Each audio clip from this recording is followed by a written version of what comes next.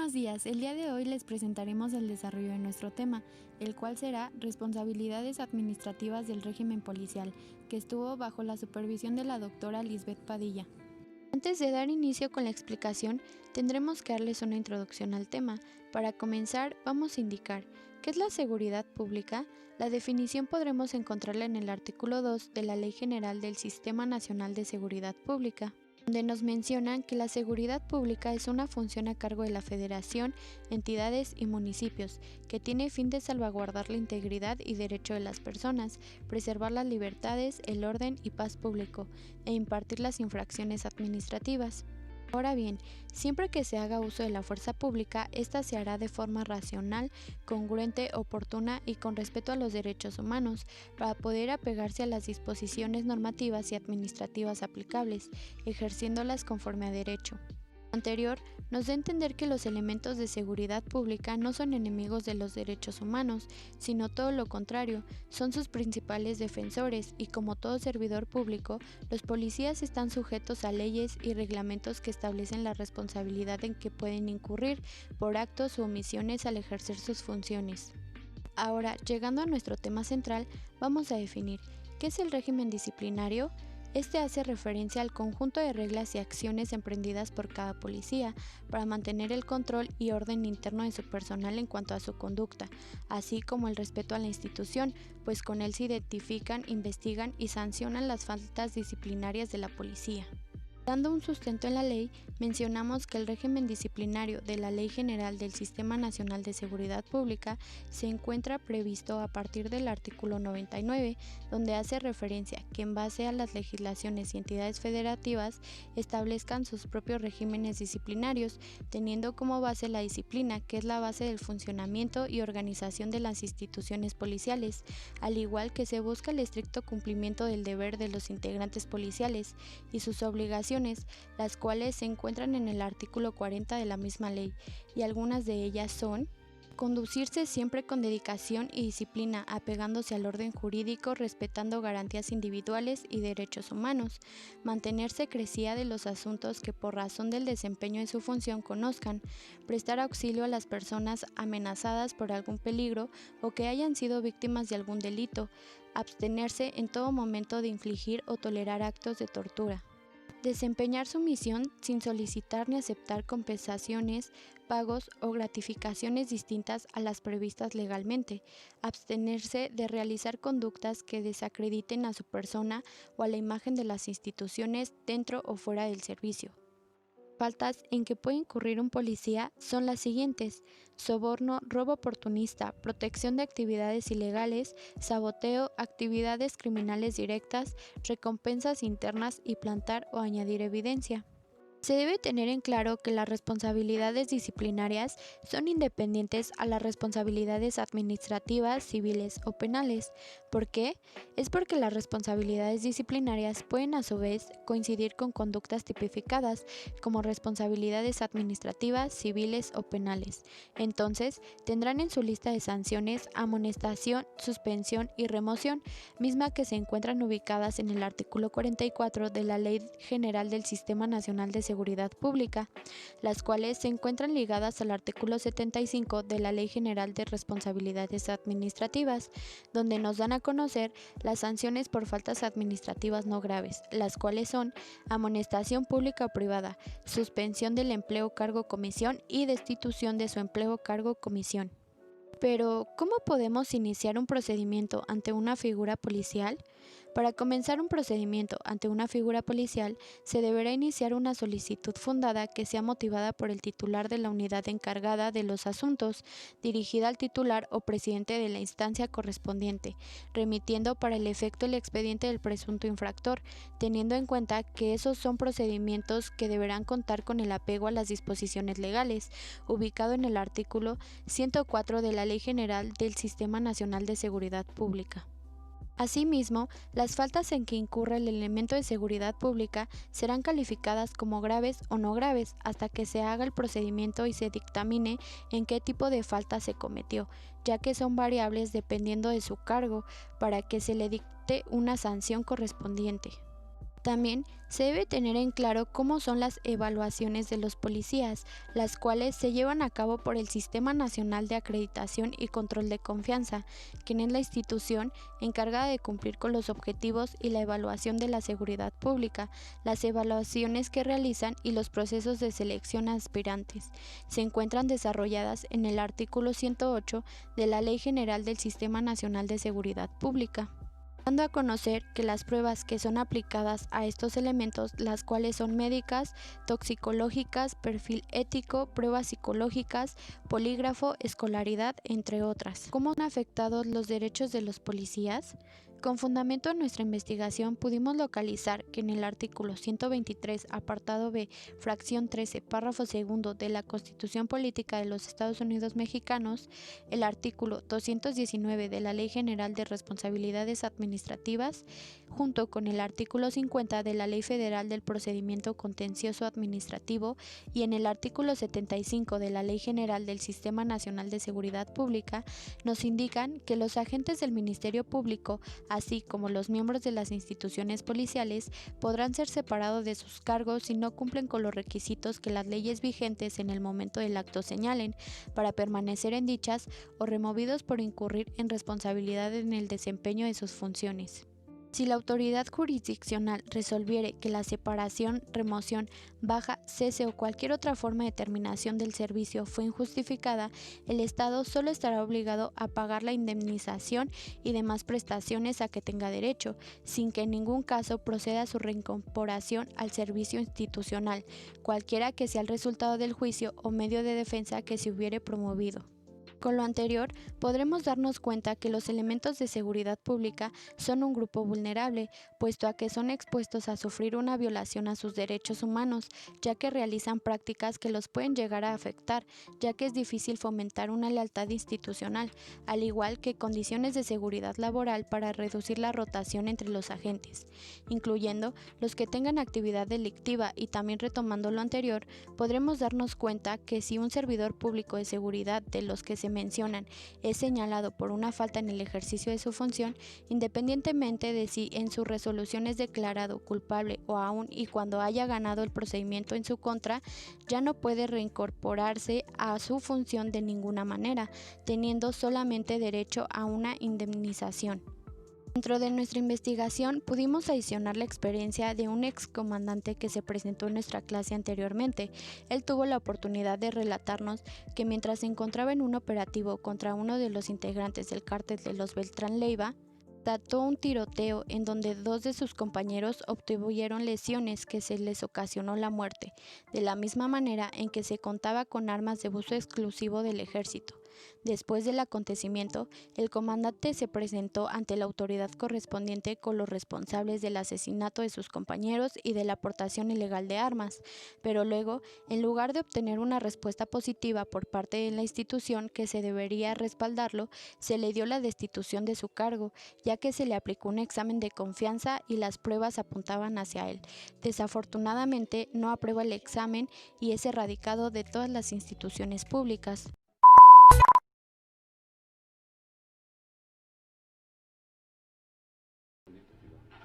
Yo soy el exagente federal de la Policía Judicial Federal, Carlos Igor Hernández Flores. Después se convierte en la Agencia Federal de Investigación. Yo es mi comandante, mi mentor, mi amigo, el hombre que aprendí muchas cosas.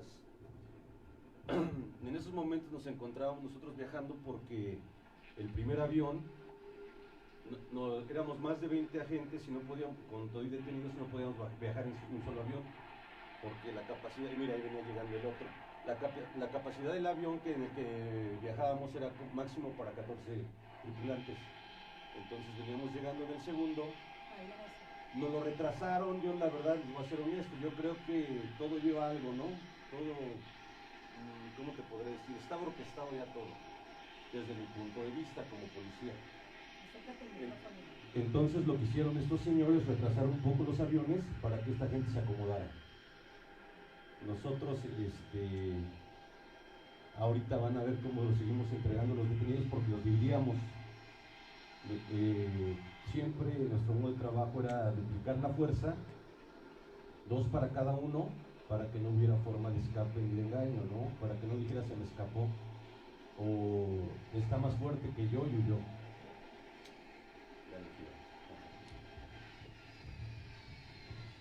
Lo que se manejó en la versión oficial fue que intento de fuga. Sin embargo, nosotros que vivimos el operativo, que vivimos el enfrentamiento, lo que sucedió es que también los quisieron matar. A ellos les dispararon, a los detenidos también les dispararon.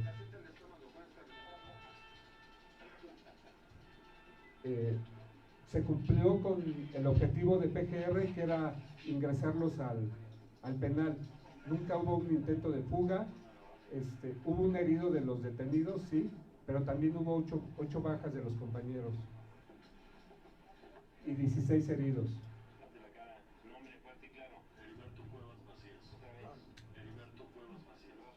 Yo a veces pienso que todo ese tipo de cosas tiene un trasfondo.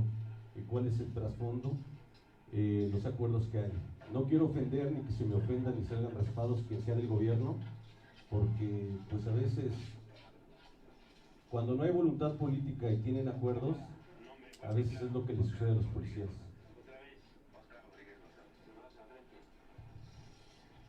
¿Quién los quiso matar? Pues el cártel del Pacífico, el cártel del Chapo, porque ya habían detenido a Alfredo Beltrán y habían detenido al operador financiero, pues la plaza se la estaban disputando, Nayarit se estaban disputando la plaza. Ese señor que va ahí es hermano del jefe de plaza de Nayarit, Roldán Down se apellida. Bueno, se llama Roldán y se apellida Down. El que viene atrás es el contador. Esos eran los más fuertes de o importantes de ese traslado. Y yo les decía que debe de haber algún acuerdo, porque como sabían momentos, lugar, todo. Se manejó que los querían liberar y que nosotros habíamos participado en esa fuga que sí, frustrada porque al final de cuentas no se concretó. Pero sí les puedo decir que si los pusimos a disposición, él es colombiano. Era el contacto del Valle del Norte de Colombia con el cártel de los Beltrán Leiva, aquí en México. Él venía a mediar la entrega y intercambio cocaína-dinero. Y el que viene sí es el contador.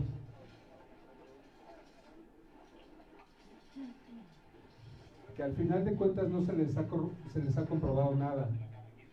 Nada se les ha comprobado. Siguen siendo inocentes y de hecho ya algunos de los detenidos de amarillo ya salieron libres.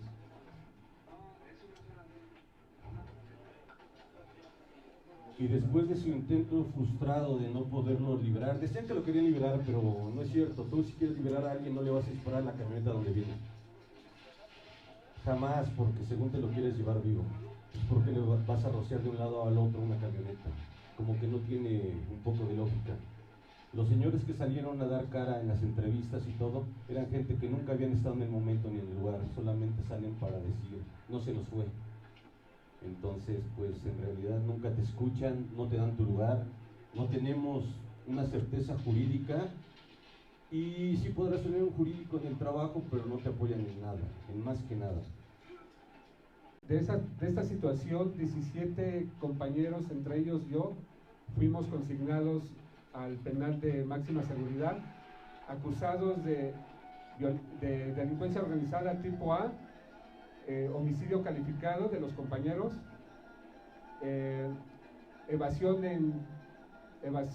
tentativa de evasión, homicidio en grado de tentativa y contra la administración de justicia. Delincuencia organizada. ¿Cuántos iban en el operativo en total? ¿De cuántas corporaciones y cuántos eran el número? 30, vuelvo a repetir, 30 fuerzas federales, 16 de PGR, 14 de la Ciudad de México y 2 conductores que traíamos de Nayarit, y más los custodios, que eran aproximadamente 8 custodios, y el director técnico. Pongan mucha atención cuando vean en el video aparecer a un ciclista, porque en cuanto aparece, segundos después empieza la emboscada. Todavía ingenuamente nosotros pensando que ese ciclista estaba en peligro, relativamente lo salvamos y dicen que él fue el que avisó que ya veníamos. Sí.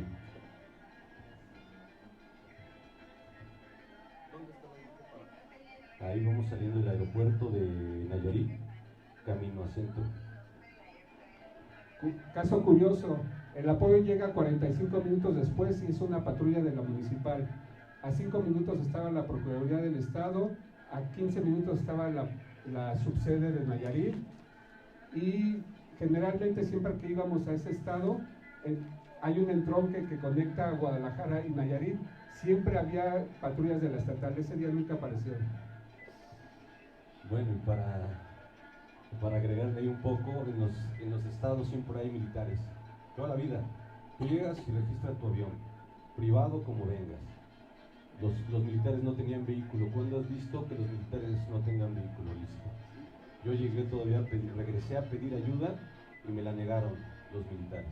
Generalmente también hay policía de caminos, policía federal preventiva en el aeropuerto. Ese día no estaban las patrullas ni los compañeros. Fíjense que tan bien organizados están que nos disparan desde lejos sin percatarnos, y como hay mucha caña, no los alcanzamos a ver, pero le pegan a todas las llantas de los carros. Y del lado donde íbamos nosotros, toda la caña estaba quemada.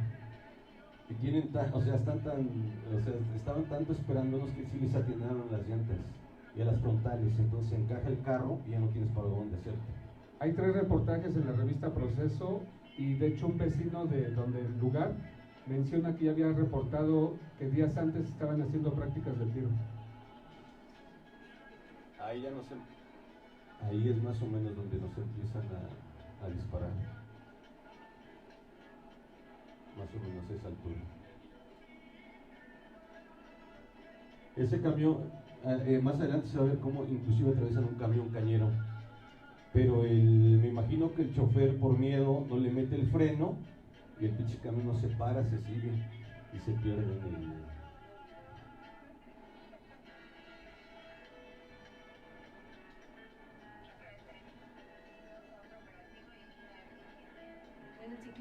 Ahí va el ciclista, ahí va. Ajá. Oiga, ahí ya nos están tirando, mire, ahí pasaron el camión.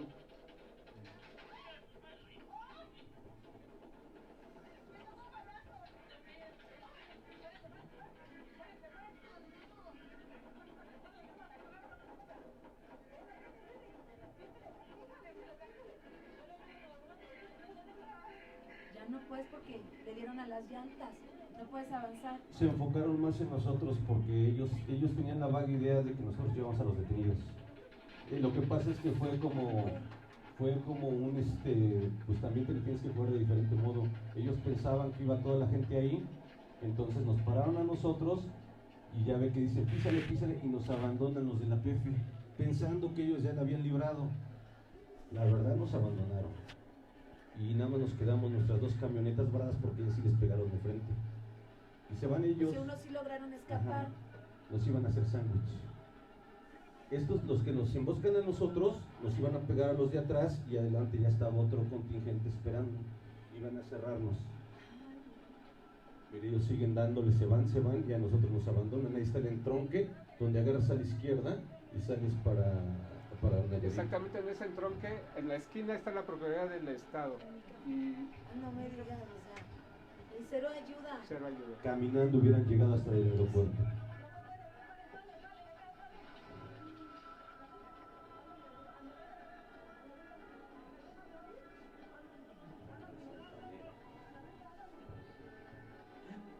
La compañera que va en la camioneta, la que dice me tocó un balazo, falleció de un paro cardíaco, ni siquiera murió del balazo.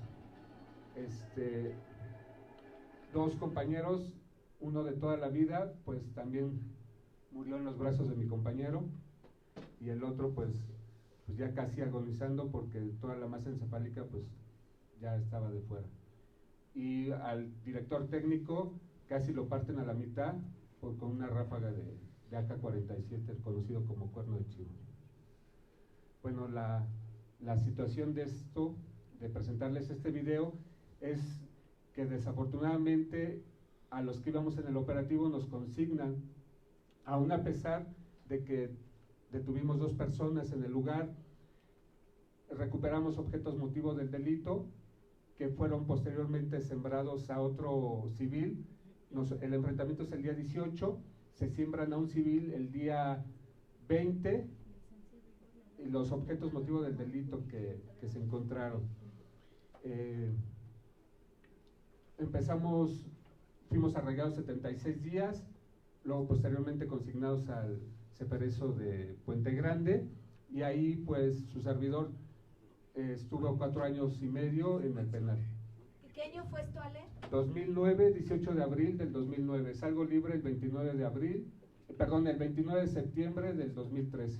Retomamos lo anterior y podemos comprobar lo vulnerable que en ocasiones pueden llegar a ser los elementos policiales, pues desgraciadamente las instituciones ya no cuentan con credibilidad de la protección hacia los demás individuos y son mal catalogados por la falta de profesionalismo de otros.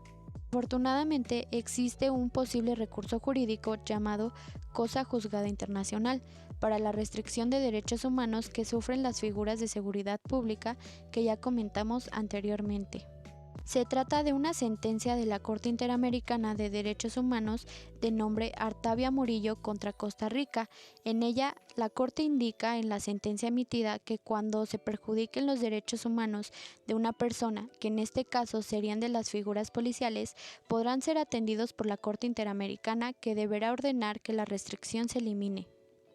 Con esto se puede dar una esperanza a los elementos policiales en caso de que se haya violentado injustamente alguno de sus derechos, pues con los artículos 67 y 68.1 de la Convención Americana de Derechos Humanos, los estados parte tienen la obligación de cumplir todas las sentencias emitidas por la Corte Interamericana.